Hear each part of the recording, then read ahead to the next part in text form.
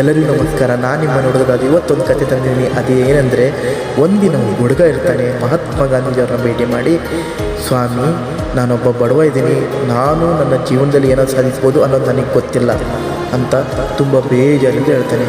ಆಗ ಮಹಾತ್ಮ ಗಾಂಧೀಜಿಯವರು ಏನಂತಾರಂದರೆ, ತಮ್ಮ ಕೈಯಲ್ಲಿರತಕ್ಕಂಥ ಸೀತಾಫಲ ಹಿಡ್ಕೊಂಡು, ನೋಡು ಈ ಹಣ್ಣು ತಾನಾಗಿ ಬಿದ್ದು ಹೋದರೆ ಯಾರೂ ತಿನ್ನಲ್ಲ, ಆದರೆ ಈ ಹಣ್ಣುಗಳ ಬೀಜಗಳನ್ನು ನೆಟ್ಟು ಬೆಳೆಸಿದರೆ ಅದು ಬೃಹತ್ ಮರವಾಗಿ ತಾಜಾ ಹಣ್ಣುಗಳನ್ನು ನೀಡುತ್ತದೆ.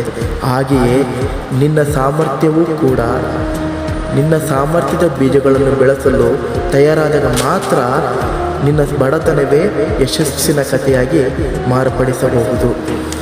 ಹಾಗೆಯೇ ನಾವು ನಮ್ಮ ಸಾಮರ್ಥ್ಯಗಳನ್ನು ಅರಿತಾಗ ಯಶಸ್ಸು ತಾನಾಗೇ ಬಂದು ಕೈ ಸೇರುತ್ತದೆ. ಕೊನೆಯ ಸಂದೇಶ, ಪ್ರತಿಯೊಬ್ಬ ವ್ಯಕ್ತಿಯಲ್ಲಿ, ಮನುಷ್ಯನಲ್ಲಿ ವಿಶೇಷ ಗಾತ್ರದ